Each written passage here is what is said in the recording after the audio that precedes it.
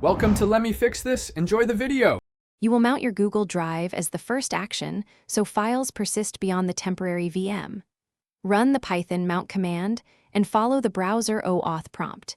This gives Colab direct access to my drive. Once done, make sure the /content/drive/my drive path is visible in the left file browser.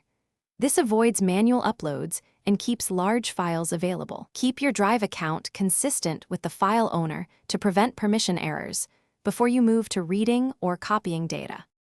Next, locate and access the file path inside Drive to either read directly or copy into the VM.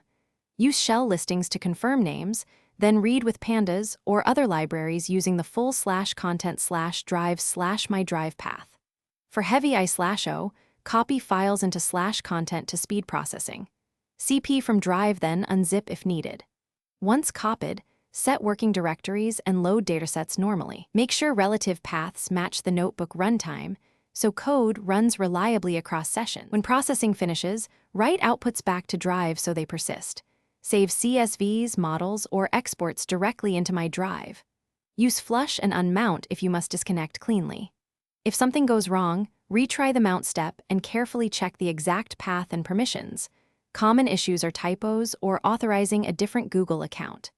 If performance lags, copy large files into /content and then sync results back. This sequence ensures reproducible imports and safe persistence of your work. Thanks for watching. If you found this helpful, don't forget to like and subscribe.